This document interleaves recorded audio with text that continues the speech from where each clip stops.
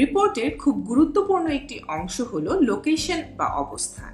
Ultrasound রিপোর্টে ভ্রূণ জরায়ুর মধ্যে অবস্থান করলে ইন্ট্রা ইউটেরাইন এবং জরায়ুর বাইরে অবস্থান করলে এক্সট্রা ইউটেরাইন লেখা থাকে। আমরা জানি যে ফিটাস মায়ের জরায়ুতেই বড় হয়, কিন্তু কখনো কখনো বিপজ্জনক পরিস্থিতি তৈরি হয় যখন ফিটাসের অবস্থান থাকে জরায়ুর বাইরে। এটি হতে পারে জরায়ু নালীতে বা ফ্যালোপিয়ান টিউবে।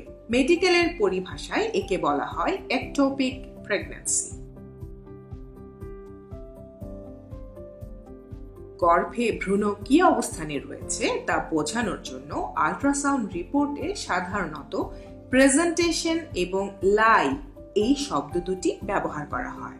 প্রেজেন্টেশন বলতে বোঝায় ভ্রূণের শরীরের কোন অঙ্গটি জরায়ু মুখের সবচাইতে কাছাকাছি আছে বা প্রসবের সময় কোন অঙ্গটি আগে বেরিয়ে আসবে। প্রেজেন্টেশন 3 ধরনের হতে পারে, যেমন সেফালিক প্রেজেন্টেশন, এটি গর্ভে ভ্রূণের সবচেয়ে ভালো অবস্থান।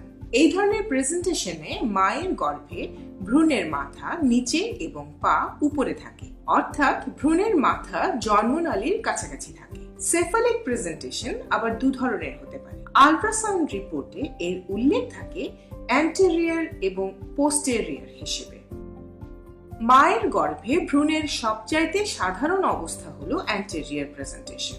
96.5% ক্ষেত্রে এই ধরনের প্রেজেন্টেশন দেখা যায়। অ্যান্টেরিয়র পজিশনের ক্ষেত্রে ভ্রূণের মাথা নিচের দিকে থাকে এবং তার মুখ মায়ের পিঠের দিকে ঘোরানো থাকে, অর্থাৎ ভ্রূণের পিঠ থাকে মায়ের পেটের দিকে। ভ্রূণের থুতনি তার বুকের সাথে লেগে থাকে এবং ভ্রূণের মাথা মায়ের পেলভিসে ঢোকার জন্য তৈরি থাকে। এই পজিশনকে সাধারণত অক্সিপিটো অ্যান্টেরিয়র প্রেজেন্টেশন বলে।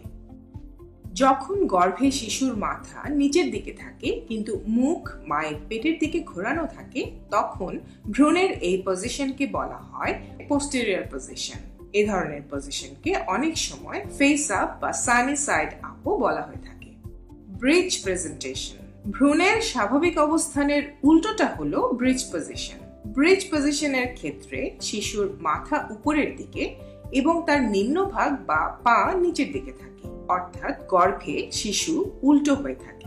ব্রিজ পজিশন সাধারণত 3 ধরনের হয়। ফ্র্যাঙ্ক ব্রিজ, এক্ষেত্রে শিশুর নিতম্ব নিচের দিকে থাকে, পা উপরের দিকে মাথার কাছাকাছি বাঁকানো অবস্থায় থাকে। এটাই সবচাইতে common bridge position.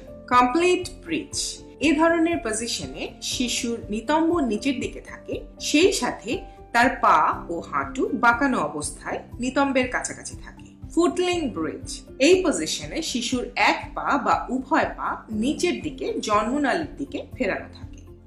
Shoulder presentation, অল্প কিছু ক্ষেত্রে দেখা যায় শিশুর ঘাড়, পিঠ বা হাত জন্মনালীর দিকে ফেরানো থাকে। এই ধরনের পজিশনকে বলা হয় শোল্ডার প্রেজেন্টেশন।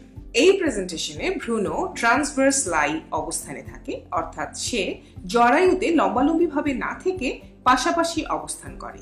প্রতি 400টি গর্ভধারণের একটিতে ভ্রূণ এই পজিশনে থাকতে পারে। যখন এমন হয়, বাচ্চার পিঠ বা ঘাড় জরায়ু মুখ ঢেকে রাখে। এক্ষেত্রে বাচ্চা ও মায়ের জটিলতা দেখা দিতে পারে। লাই, লাই শব্দটি দিয়ে গর্ভের ভ্রূণের স্পাইনাল কলাম বা মেরুদণ্ড মায়ের স্পাইনাল কলামের সাথে কোন অবস্থানে আছে তা বোঝানো হয়। সাধারণত 3 ধরনের ফিটাল লাই হয়ে থাকে। লঞ্জিটিউডিনাল লাইয়ে ভ্রূণের স্পাইনাল কলাম বা মেরুদণ্ড মায়ের মেরুদণ্ডের সমান্তরালে থাকে। এক্ষেত্রে ভ্রূণের অবস্থান থাকে লম্বালম্বিভাবে।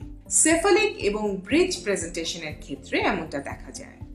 ট্রান্সভার্স লাই, ট্রান্সভার্স লাই হলে ভ্রূণের স্পাইনাল কলাম মায়ের স্পাইনাল কলামের সাথে আড়াআড়ি ভাবে থাকে, অর্থাৎ ভ্রূণটি মায়ের জরায়ুতে পাশাপাশি অবস্থান করে। অবলিক লাই, ভ্রূণের স্পাইনাল কলাম যখন মায়ের স্পাইনাল কলামের সাথে 45 ডিগ্রি বা তার কাছাকাছি কোণ সৃষ্টি করে, তখন তাকে অবলিক লাই বলা হয়, অর্থাৎ ভ্রূণটি লঞ্জিটিউডিনাল এবং ট্রান্সভার্স লাইয়ের মাঝামাঝি বেঁকে থাকে। 36 সপ্তাহের পরে করা আল্ট্রাসাউন্ডে আনস্টেবল লাই শব্দটির উল্লেখ থাকতে পারে। সাধারণত 36 থেকে 37 সপ্তাহের মধ্যে বেশিরভাগ ভ্রূণই প্রসবের জন্য নির্দিষ্ট অবস্থানে চলে আসে। এই সময়ের পর সে তেমন একটা অবস্থান পরিবর্তন করে না। তবে কিছু কিছু ভ্রূণ এ সময়ও নিয়মিত স্থান পরিবর্তন করতে থাকে। এই ধরনের পরিস্থিতিকে আনস্টেবল লাই বলা হয়।